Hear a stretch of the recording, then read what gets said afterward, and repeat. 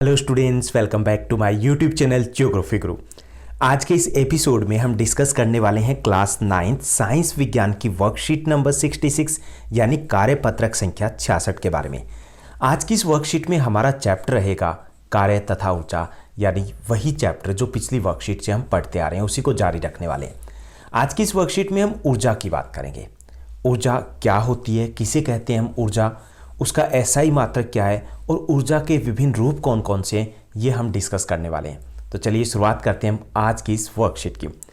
जैसा कि आप अपनी स्क्रीन के ऊपर देख पा रहे हैं, ये हमारी वर्कशीट नंबर 66 यानी कार्यपत्रक संख्या 66 रहेगा।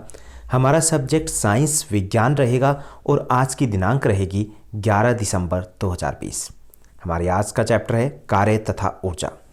ये ऊर्जा क्या होती है और ये ऊर्जा हमें कहाँ से मिलती है, ये हम जानने और समझने का प्रयास करेंगे इस वर्कशीट में। ये तो हम सभी को पता है, हम 6th क्लास से पढ़ते आ रहे हैं कि पूरी पृथ्वी के लिए ऊर्जा का एक सबसे बड़ा और प्राकृतिक जो स्रोत है वो है सूर्य। इसके साथ साथ हम परमाणुओं के नाभिक, पृथ्वी के आंतरिक भाग, ज्वार भाटा से भी ऊर्जा प्राप्त करते हैं। ये भी हम सामाजिक विज्ञान में पढ़ चुके हैं कि ये सभी ऊर्जा के स्रोत होते हैं। लेकिन विज्ञान में ऊर्जा का एक अलग ही अर्थ होता है। जैसा हमने कार्य के बारे में पढ़ा था कि हम सामान्य परिभाषा में जो कार्य मानते हैं वो विज्ञान की परिभाषा में कार्य माना जाए जरूरी नहीं होता। हम इसको समझने की कोशिश करते हैं कि ऊर्जा क्या है। जैसे एक तेज़ गति से क्रिकेट की जो बॉल है वो विकेटों से टकराती है तो विकेट दूर जाकर गिरते हैं, ऐसा क्यों होता है?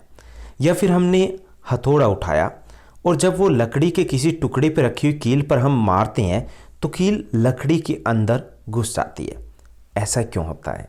या एक और हम एग्जांपल लेंगे, जैसे गुब्बारा है, गुब्बारे में हमने हवा भरी और उसको जब हम दबाते हैं तो उसकी आकृति में परिवर्तन आता है। अब ये जो तीनों चीज़ें हमने उदाहरण लिए कि एक ऐसा क्यों होता है, तो ये सब कुछ होता है ऊर्जा के कारण। यानी कार्य करने की क्षमता है वो हासिल होती है इन साधनों में, और किसी वस्तु में जो कार्य करने की क्षमता है वही तो ऊर्जा होती है। यानी हम जो कार्य करते हैं वो किसी ऊर्जा के कारण ही करते हैं। तो ऊर्जा है क्या? ऊर्जा एक मात्रात्मक गुण होता है जिसे किसी वस्तु को कार्य करने के लिए या वस्तु को गर्म करने के लिए स्थानांतरित किया जाना चाहिए। अब हमने काफ़ी इधर उधर की बात कर ली कि फिर भी सही से सटीक हमें उत्तर नहीं मिला कि ऊर्जा क्या है।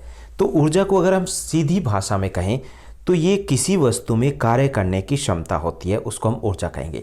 यानी किसी भी वस्तु में जो कार्य करने की क्षमता होगी उसको हम कहेंगे ऊर्जा।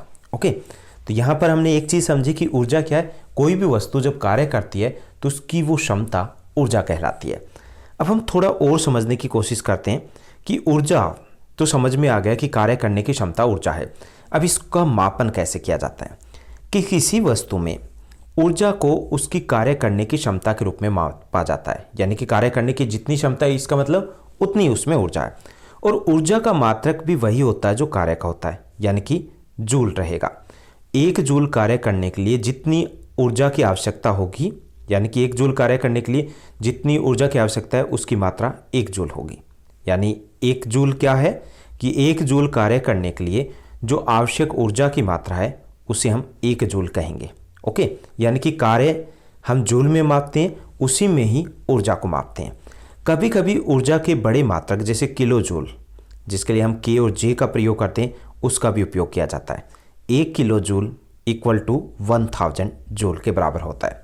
ओके, तो यहाँ तक हमने 2 चीज़ें समझ ली कि ऊर्जा किसे कहते हैं, किसी वस्तु के कार्य करने की क्षमता को ऊर्जा कहते हैं। और दूसरी चीज़ हमें समझ में आई कि ऊर्जा का मात्रक भी वही है जो कार्य का होता है, यानी कि जूल होता है। और कभी कभी इसको हम किलो जूल में भी व्यक्त करते हैं और 1 किलो जूल बराबर होता है 1000 जूल के। अब हम ऊर्जा के कुछ रूपों की बात करेंगे।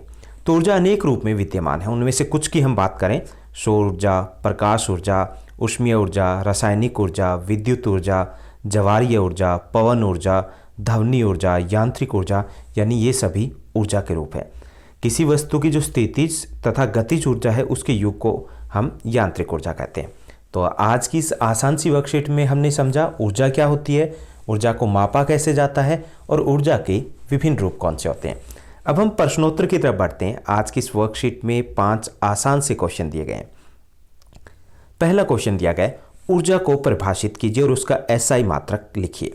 तो किसी वस्तु में कार्य करने की क्षमता को ऊर्जा कहते हैं और उसका एसआई मात्रक जूल है।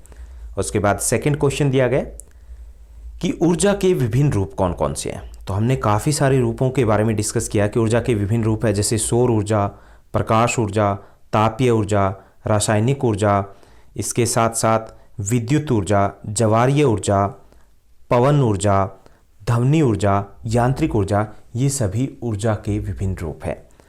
अब हम थर्ड क्वेश्चन की तरफ बढ़ते हैं। 14.5 14.5 kg ऊर्जा को जूल में निरूपित कीजिए कि हमें 14.5 kg किलो जूल ऊर्जा दी गई, इसको हम जूल में कैसे निरूपित करेंगे। तो ये हमने पढ़ा था कि 1 किलो जूल इक्वल 1000 जूल के बराबर होता है। तो 14.5 किलो जूल है, 14.5 किलो जूल है, तो कितना होगा 14,500 जूल होगा।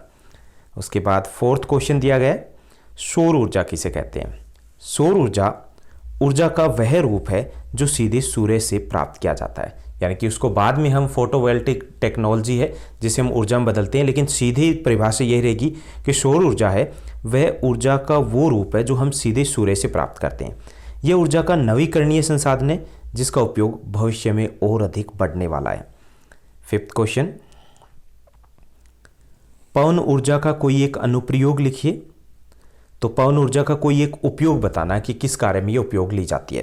तो कृषि में सिंचाई कार्य के लिए जो सबमर्सिबल ट्यूबवेल होते हैं उसके लिए पवन ऊर्जा का उपयोग किया जा सकता है और किया जा रहा है। तो ये थी हमारी आज की आसान सी वर्कशीट। उम्मीद करता हूँ आपके सभी डाउट्स है वो क्लियर हो गए होंगे। अगर आपको ये वीडियो अच्छी लगी है तो इसको लाइक और शेयर करना मत भूलिएगा। Thank you, bye bye, have a nice day.